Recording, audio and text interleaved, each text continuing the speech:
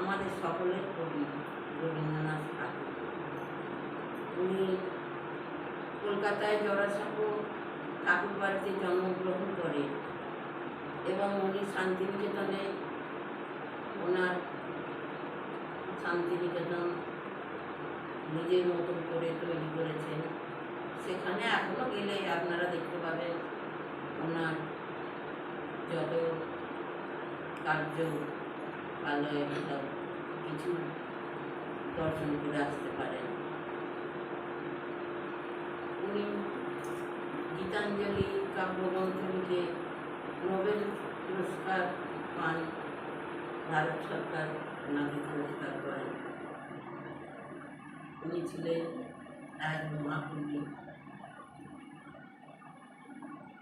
উনি 22শে শ্রাবণ পরলোক গমন করেন।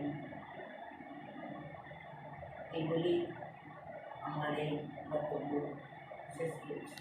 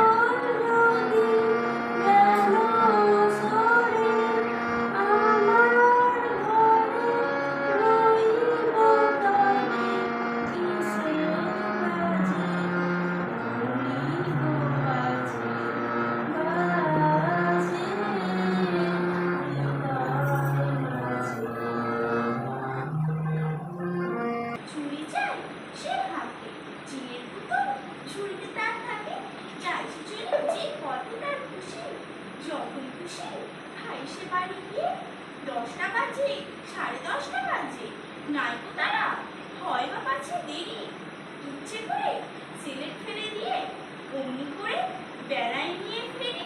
আমি যখন হাতে দেখি কালি, ঘরে ফিরি 4:30 বাজে।